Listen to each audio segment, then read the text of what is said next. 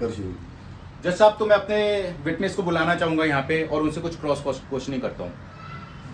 जी बोलिए वकील साहब। आकाश जी एक बात बताइए, जिस दिन मर्डर हुआ आप कहाँ पे थे?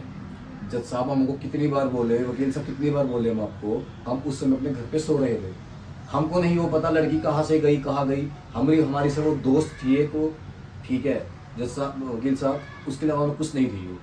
लेकिन सीसीटी के अनुसार तो आपको पता ही है, वो लाश आपके घर में जाती हुई दिखी थी शाम 7 बजे, उसके बाद से वो कभी वापस आई नहीं। देखिए वकील साहब, ये हमको फंसाने का पूरा एकदम जरिया है। जज साहब देखिए, मैं जज साहब इतना बताना चाहूँगा आपको, ये जो हमारे खिलाफ ये लड़ाया जा रहा है ना जज साहब, बिल्कुल एकदम बेबुनियाद वो बिल्कुल केस है। तो वकील साहब आप ये भी सुन लीजिए जज साहब, तहत इंडियन कॉन्स्टिट्यूशन के तहत 230C, A, B, C के तहत कोई भी जो मुजरिम है, अगर वो अपना केस खुद लड़ना चाहे तो अपना केस भी खुद लड़ सकता है। ऑब्जेक्शन माय लॉर्ड, मैं इनको क्रॉस क्वेश्चनिंग के लिए बुलाया था कि ये मेरे क्वेश्चन का आंसर दे, ना कि अपनी कहानी सुनाते रहे। वकील साहब, तो अगर आप हमको- भूल गए हैं कि आप क्रॉस क्वेश्चनिंग पे हैं, आप स्टैंड पे हैं, मेरे जवाब का आपने सवाल का जवाब नहीं दिया। अब आप ये बताइए मुझे, जी उस लड़की से आपका क्या रिश्ता था? वो क्यों आई थी आपके घर रात में? वकील साहब वो सिर्फ मेरी एक दोस्त थी, उससे बढ़कर और कुछ नहीं थी।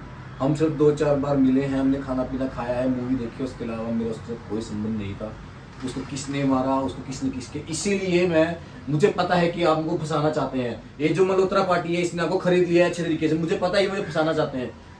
वकील साहब बता दो, जो मर्डर किया ना मल्होत्रा के लड़के ने किया, मैं बता रहा हूँ आपको। तभी मैं खुद वो आप वकील डिसाइड नहीं करेंगे, करूंगा। वो कोर्ट डिसाइड करेगा कौन मुझे। जज साहब आप बताइए, दफा 230 के तहत ABC के तहत मैं कर सकता हूँ नहीं कर सकता हूँ?